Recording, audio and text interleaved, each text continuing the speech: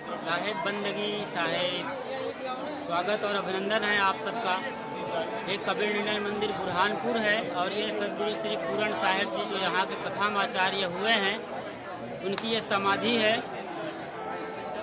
ये समाधि बनी हुई है जहाँ फूल हार रखे हुए हैं। आगे ये गुंबदनुमा बना हुआ है।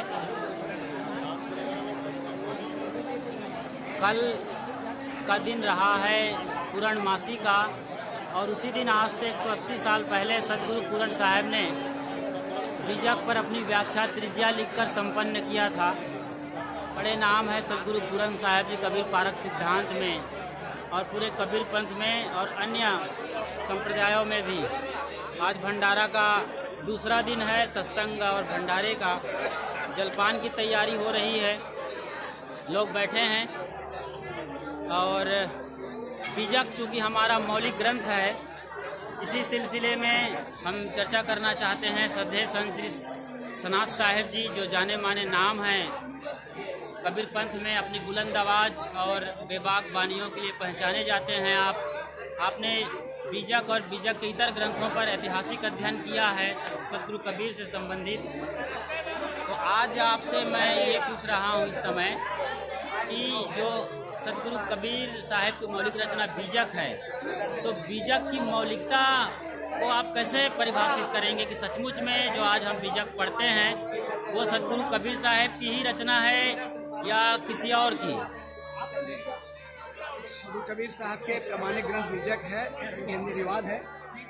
और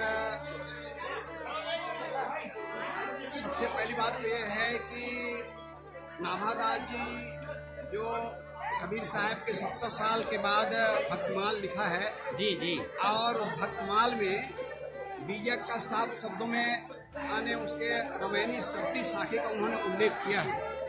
जी जी, कबीर कहानी राखी नहीं वर्णाश्रम सरदर्शनी, भक्त वियोग जो धर्म ताई अधर्म कर गायो, योग यज्ञ वरदान भजन में कुछ दिखायो, हिंदू तुर्क प्रमाण रामायणी शक्ति साथी, पक्षपात में विचल सभी की हित भाखी, आरूढ़ दशा हो जगत पर मुख देखी नाहिन भनी, कबीर कहानी राखी नहीं वर्णाश्रम सरदर्शन। इस प्रकार नाभादास जी के भक्तमाल से प्रमाणित होता है कबीर साहब के प्रमाणिक ग्रंथ बीजक। और साथ साथ गोस्वामी तुलसीदास जी सम्मत 1621 में रामचरित मानस की रचना किए हैं। उस समय तक कबीर साहब के साखी शब्दी और दोहरा ये प्रसिद्ध हो चुके थे। उन्होंने दोहा लिखा है, साखी शब्दी दोहरा कहीं केनी उत्थान, भगत निरूपण अधम कवि मुन्नई वेद पुराण।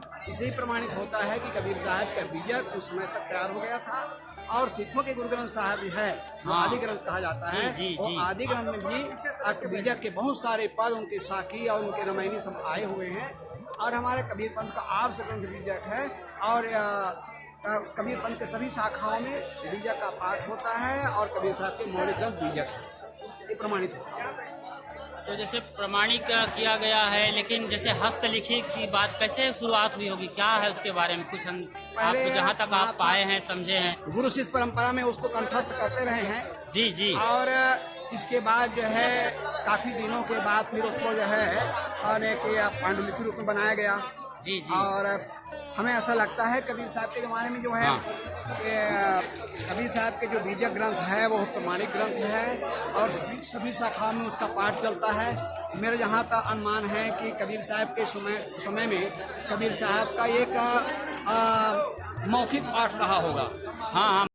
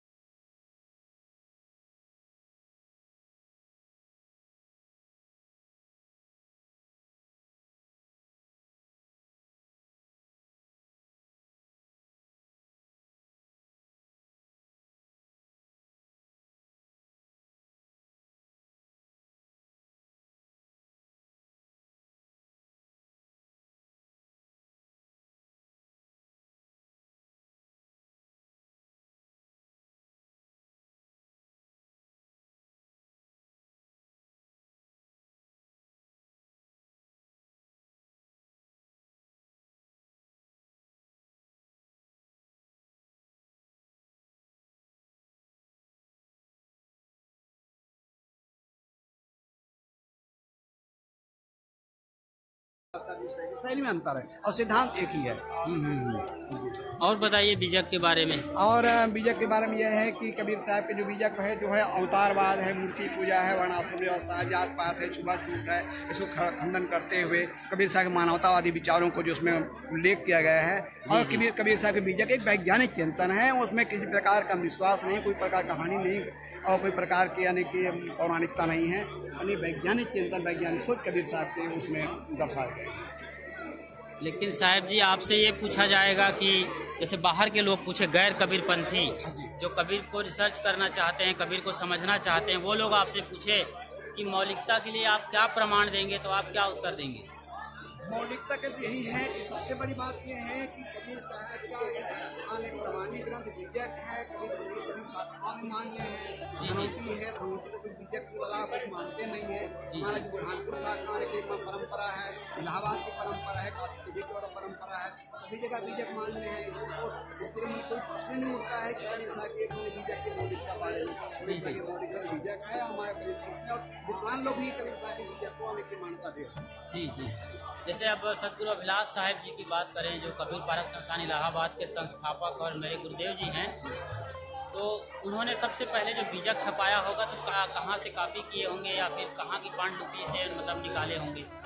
नहीं, वो तो ऐसा है कि श्री अभिलाष साहब जी के बीजक करने को संपादन किए हैं, तो हमारी जो बुरहानपुर की जो परंपरा रही है, जी जी, बुरहानपुर की जो पाठ है, कबीर और पाठ दोनों पाठ एक ही है, जी जी, अंतर नहीं है। वो बुरहानपुर के पाठ कबीर और पाठ में कोई अंतर नहीं है। बुरहानपुर पाठ हमारी चली आ रही थी और उनके गुरु श्री राम स्वरूप साहब जी यहाँ आकर खुद बीजक पढ़े। जी जी जी, हाँ बीजक पढ़े, श्री लाल साहब से बीजक पढ़े जी, और तो पढ़ करके प्रचार किए। तो जो है बुरहानपुर के पाठ है वो हमारा इलाहाबाद का पाठ है, उसमें कोई अलग पाठ नहीं है, वो उसी पाठ पर साहब ने काम किया और वही पाठ से पुरान साहब का पाठ। तो अभी कोई जैसे प्रक्षेप की बात करें तो बीजक में क्या प्रक्षेप का जिक्र है? बीजक में प्रक्षेप का जिक्र नहीं है। हाँ हाँ, और बीजक हमारे लिए है, उसमें कोई प्रकार का प्रक्षेप नहीं है, कोई प्रक्षेप नहीं। वैसे कुछ विद्वान कह रहे हैं कि नारद का मंदिर चलाया और व्यास देव का समझ आया, इस बात को लेकर के पारसनाथ के बारे में दिया। लेकिन ये बात जो है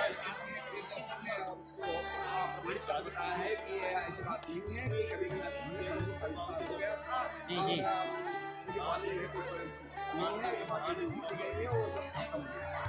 मतलब सदगुरु कबीर साहब की जो मौलिक रचना है बीजक, जिसे दुनिया भर के लोग जानते हैं, जरूर उन्होंने अपने हाथों से नहीं लिखा, लेकिन अपने आत्म ज्ञान को बाहर अपने मुंह से जाहिर किया और उसे उनके शिष्यों ने लिखा और वो बाद में लिपिबद्ध हुआ और आज उसे हम बीजक नामक ग्रंथ के रूप में उसका पाठ करते हैं, अध्ययन करते हैं, उस पर तमाम टीका और व्याख्या हुई है। फिलहाल इतना ही, बाद में फिर चर्चा करेंगे साहब जी